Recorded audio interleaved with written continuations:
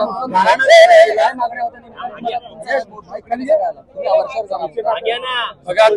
कोकणातल्या आंबा काजू उत्पादकांच्या न्याय मागणी घेऊन आम्ही आज वर्षावर मुख्यमंत्री महोदयांच्या भेटीला जाणार होतो, अत्यंत शांतपणे आणि हातात आंबे घेऊनच.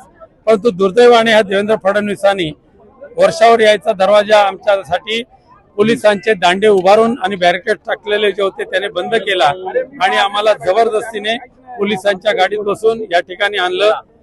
सर्वांना या ठिकाणी एकत्र आणलं असतं तर गोष्ट वेगळी, पण जे अलिबागवरून वगैरे आले त्यांना भाऊच्या धक्क्यावर आणि गेटवे ऑफ इंडियाकडे अडवलं, त्यांना कुलाबा पोलीस स्टेशनला घेऊन गेले.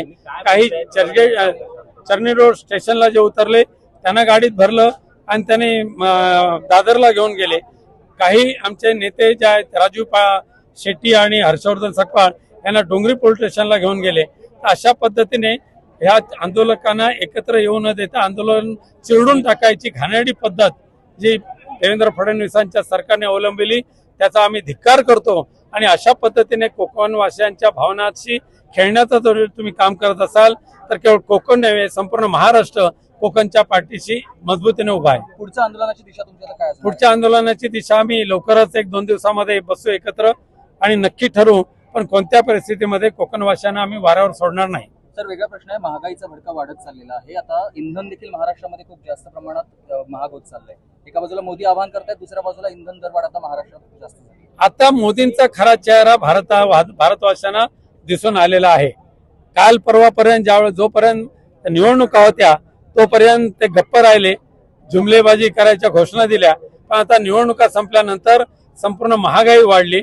पेट्रोल घेऊ नका, डिझेल घेऊ नका, सोनं घेऊ नका, डाळ घेऊ नका, वाटाणे घेऊ नका, आता काही गाड्या सुद्धा चालवू नका. उद्या सायकल चालवायला सुद्धा ते बंदी करतील, टायर महागतील म्हणून. आणि त्यामुळे अशा पद्धतीने भारतवासियांना अधोगतीला नेण्याचं काम मोदी साहेबांच्या राजकारभारात झालेलं आहे. परिवहन मंत्री प्रताप सरनाईक असं म्हणतात की या इंधन दरवाढीचा फटका एसटी महामंडळाला देखील मोठ्या प्रमाणात कोकणात इंधन एसटीचे दर वाढतील असं म्हणतात. नाही, इंधन दरवाढ झाल्यानंतर एसटी असेल किंवा सार्वजनिक वाहतूक व्यवस्था असेल हे सगळे महाग तर होणारच आहे. पण दुर्दैवाने मागच्या आठवड्यापासून कोकणातल्या 100% पेट्रोल पंपावर डिझेल नाही, पेट्रोल नाही, सीएनजी नाही, हे सगळे बोर्ड लागले. आणि लाखोच्या संख्येने पर्यटक जे कोकणात जातात त्या सगळ्या पर्यटकांना मात्र तिथे त्यांची कुसंबना झालेली आहे. सर, आज कोर्टानं शिवसेनेसंदर्भात म्हटलेलं आहे की तुम्ही ते दाद मागता आणि मग म्हणता की सर्वोच्च न्यायालय निर्णय देत नाही, आम्ही तुम्हाला ताकीद देत आहोत असं कोर्टानं म्हटलं. पण न्याय तर द्या.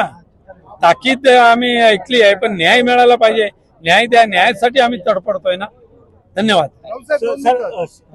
शेट्टी साहेबांना तिथे